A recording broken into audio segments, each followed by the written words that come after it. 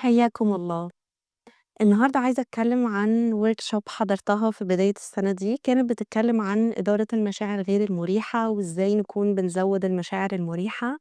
على مدار يومنا، بس مش ده اللي أنا جاية أتكلم فيه، اللي جاية أتكلم عنه حتّة أثّرت فيّا جدًا، جدًا، وهو بيتكلم عن شعور الامتنان. شعور الامتنان وسلوك الامتنان اتكتب عنه كُتب، والمحاضرات مليانة عنه، وفيديوز يوتيوب لا حصر لها ولا عد، بس الpoint في الحتّة دي كانت إن أنا أعبّر بسلوكي عن الامتنان أو التقدير للموجودات، مش بس للأشخاص. ده كان غريب وكان مدهش الحقيقة، لإنه أنا متعودة أقول لفُلان شكرًا، متعودة أقول لفُلانة إن أنا باحبها، متعودة أقول إن أنا مبسوطة إن أنا شُفت حد ما، بس مش متعودة أقول مثلًا المَيّة شكرًا، إن أنا أقول للكهربا، للWiFi، للشمس، للهوا،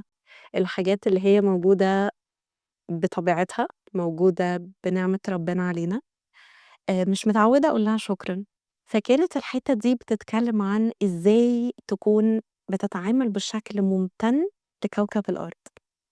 فقال إنه لمّا بصيت على سلوكي لقيت إنه أنا باستخدم مناديل كتيرة جدًا، ولمّا دوّرت على ده لقيت إن استخدام المناديل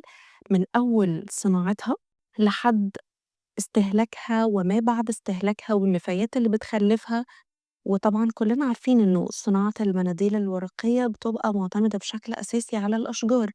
على اللُّب أو السليلوز اللي جوّه الأشجار، فأنا عشان أعمل مناديل لازم أقطع أشجار، وبالتالي باتخلّى عن مصدر أساسي للأكسجين ومصدر طبيعي للتخلُّص من الغازات الضارة، واستهلاك مَيّة كتير في الصناعة، استهلاك كهربا، استهلاك مواد كيميائية وحاجات كتيرة جدًا، يعني الصناعة دي بتمُر بمراحل كتيرة أوي، أوي، أغلبها ضار للبيئة. فلو أنا فكّرت إيه اللي أنا ممكن أعمله مفيد في الجزء ده، أو إيه اللي ممكن أكون باقدّمه يعبّر عن امتناني لكوكب الأرض اللي أنا عايشة عليه واللي ربنا مسخّره لي، لأن هو بيستخدم مناديل كتير لمّا ييجي يمسح إيده أو يمسح وشه أو يمسح أي حاجة، فقال إن أنا ليه ما ابتديش أستخدم قد ما أنا محتاج، يعني لو أنا محتاج منديلين ما فيش أي داعي إن أنا أخلّيهم 3، لو أنا محتاج منديل واحد ما فيش أي ضرورة تقول لي إن أنا محتاجة أسحب 2. حاجة بسيطة أوي زي دي ممكن ناس كتير مننا تقول يعني المنديل الزيادة اللي أنا هاخده هو اللي هيفرق في صناعة المناديل، الحقيقة هو الحاجات البسيطة دي هي اللي بتفرق، بتفرق في العالم اللي أنا عايشة فيه، لإن لو أنا باقدّم حُب أنا هيرجع لي حُب، ولو أنا باقدّم امتنان هيرجع لي امتنان، ولو أنا باشكر وباقدّر ده بيزيد، ده بيفرق، ومش بس في الكون، بيفرق جوايا.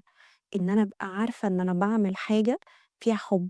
أنا واعية للي أنا باقدّمه، وآخُد بالي برضه إن أنا مش لازم أبقى مستهلكة طول الوقت، أنا ممكن أكون باستهلك جزء، بس على الجانب الآخر باقدّم جزء، وده فادني الحقيقة، يعني بدأت أفكّر وأنا كمان باجي أستخدم المناديل، اللي هو عائشة أنتِ محتاجة قد إيه، ولمّا جيت أطبّق ده في حياتي على حاجة تانية، إن أنا آخُد المبدأ ده لوحده وأشوف إزاي ممكن أطبّقه على حاجات أخرى، لقيت إنه لمّا آجي أغسل سناني، باغسل سناني مرّتين كل يوم وساعات بتبقى أكتر، فلو أنا كل مرّة هاستخدم كوباية مَيّة واحدة عشان أغسل سناني، ده هيبقى سلوك امتنان للمَيّة، وسلوك شكر لربنا على النعمة والمورد اللي هو عطاه لي، فبدل ما أخلّي الحنفية مفتوحة وأبِل الفرشة وأغسل سناني والمَيّة تفضل مفتوحة، وبعدين أغسل بُقّي والمَيّة تفضل مفتوحة، واستهلك تقريبًا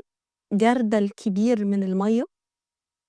في حين إن أنا أقدر أستخدم كوباية بس واحدة لو خلّيتها على الحوض أو قفلت المَيّة في الأثناء اللي أنا مش باستخدمها فيها، فما فيش أي داعي إن المَيّة تفضل مفتوحة لو أنا باعمل حاجة تانية، أو أنا باخد shower سايبة الشامبو أو سايبة whatever على جسمي أو على شعري، ما فيش أي داعي إن الدُش يفضل مفتوح والمَيّة تفضل تنزل وتُهدر وأنا مش باستخدمها، هي بتبقى محتاجة سِنّة تركيز، لإنه أغلبنا ما بيبقاش مركّز في الحاجات اللي هي بتحصل بشكل يومي أو ما بندّيهاش اعتبار، بس أنا باشوف إن دي الحياة الحقيقية، إن أنا أكون باقدّر كل هدية ربنا عطاها لي وكل مورد موجود النهارده، لإنه النور لمّا بيقطع بندرك قد إيه النور مهم، لمّا الإنترنت بيفصل بندرك قد إيه ده مهم،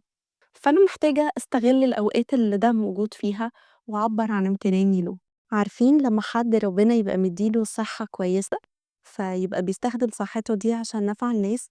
فده نوع من الشكر، شكر ربنا على الصحة، فمش بس إن أنا أقول الحمد لله أو شكرًا يا رب أو أثني على ربنا سبحانه وتعالى إن هو خلّى الحاجات دي موجودة، لأ ساعات كتير بابقى محتاجة إن أنا أقدّم الشكر ده بطريقتين، جزء منطوق وجزء في فعل أو في action. اللي عايزة أقوله النهارده، شوف الفكرة دي تقدر تطبّقها على أي جزء من أجزاء حياتك، بحيث تكون عايش ممتلئ وسلوكك بيعبّر عن امتنانك. لو حد وصل لهنا أنا باشكره جدًا.